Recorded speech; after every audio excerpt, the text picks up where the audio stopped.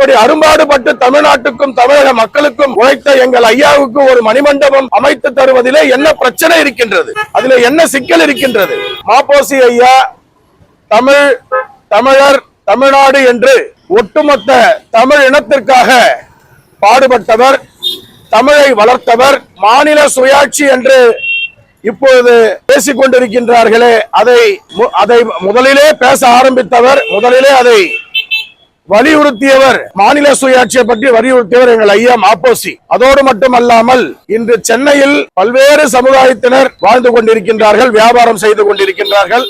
இதற்கெல்லாம் காரணம், இன்று நான் இங்கு அமர்ந்து உங்களிடத்திலே இந்த பேட்டி கொடுப்பதற்கு காரணம் கூட எங்கள் ஐயா மாப்போசி என்று சொன்னால் அது மிக ஆகாது. அன்று சென்னையை மீட்டெடுக்க அவர் அரும்பாடுபட்டு ரத்தம் எல்லாம் சிந்தி மிக போராடி இந்த சென்னையை மீட்டெடுத்தார். அவருக்கு இந்த நிகழ்ச்சியை நாங்கள் கொண்டாடுவது என்பது உண்மையிலே நாங்கள் கொடுத்து வைத்திருக்கின்றோம். அரசுக்கு இந்த நிகழ்ச்சியின் வாயிலாக நீண்ட காலமாக நாங்கள் கோரிக்கை வைத்து வருகின்றோம்.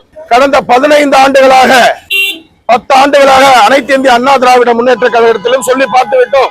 சென்ற முறை ஆண்ட திராவிட முன்னேற்ற கழகத்திலுமே நாங்கள் சொல்லி பார்த்து விட்டோம், மனு கொடுத்து விட்டோம், நடையாக நடந்து விட்டோம். யாருமே எங்களுக்கு அதை செவி சாய்க்கவில்லை, நான் எங்கள் கோரிக்கையை நிறைவேற்றவில்லை. ஐயாவுக்கு ஒரு மணிமண்டபம் கேட்கின்றோம். இதை ஏன் எந்த அரசும் காது கொடுத்து கூட கேட்பதில்லை, எங்களுக்கு அதை நிறைவேற்றி தருவதில்லை என்பது எனக்கு விந்தையாக இருக்கின்றது, வியப்பாக இருக்கின்றது. இப்படி அரும்பாடுபட்டு தமிழ்நாட்டுக்கும் தமிழக மக்களுக்கும் உழைத்த எங்கள் ஐயாவுக்கு ஒரு மணிமண்டபம் அமைத்து தருவதிலே என்ன பிரச்சனை இருக்கின்றது? அதிலே என்ன சிக்கல் இருக்கின்றது?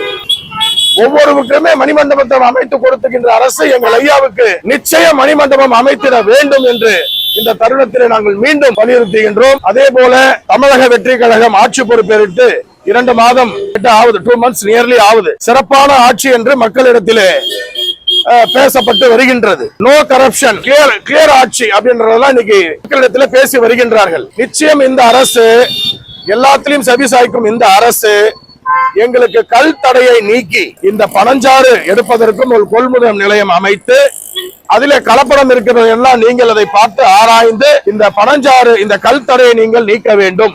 லட்சமோ லட்ச மக்கள் அந்த தொழிலை வாழ்வாதாரத்தை நம்பி இருக்கின்றார்கள். அவர்கள் எல்லாம் கேள்விக்குறியாக இருக்கின்றது. காவல்துறை அராஜகத்தின் அடக்குமுறையிலே கடந்த 5 ஆண்டுகள் ஈடுபட்டார்கள். மரம் ஏறுவதெல்லாம் பெரிய தேச துரோக குற்றம் போலலாம் நடந்தது, உங்களுக்கு நிறைய தெரியும். அதை பத்திலாம் இந்த ஆட்சியாவது என் மக்களுக்கு அந்த மரமேறும் தொழிலை நம்பி மட்டுமே இருக்கக்கூடிய அந்த ஏழை தொழிலாளர்களுக்கு நல்லதொரு செய்தியை இந்த அரசு நிச்சயம் தெரிவிக்கும் என்று நம்புகின்றோம். கல் தடையை நீக்க வேண்டும். மரமேறும் தொழிலாளர்களை துன்புறுத்துவது, அடிப்பது, பொய் வழக்கு போடுவது, தகாத வார்த்தைகளை பேசுவதெல்லாம் தவிர்க்க வேண்டும். அவர்களுக்கு பாதுகாப்பு தர வேண்டும். மரமேறிய ஒரு தொழிலாளி பாதிப்புக்குள்ளானால் அவருக்கு நஷ்டஈடாக 20 லட்சம் ரூபாய் தருவதாக தேர்தல் அறிக்கையில் அறிவித்திருந்தார்கள். ஆனால் அவர்கள் ஆட்சி பொறுப்புக்கு வரவில்லை.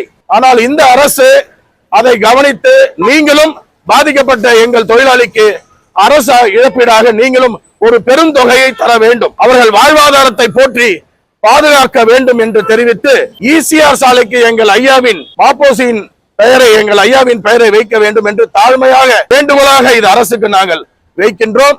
நிச்சயம் இந்த அரசு இதற்கு செவிசாய்க்கும். எங்களுக்கெல்லாம் நல்லதொரு செய்தியை இந்த அரசு தரும் என்று நம்பிக்கையோடு இருக்கின்றோம். நன்றி.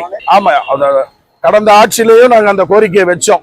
இந்த மணப்பொருள்லாம் நியாய விலை கடையில கொடுக்கறேன்னு சொன்னாங்க. அதுக்கப்புறம் அது இம்ப்ளிமெண்ட் ஆகல.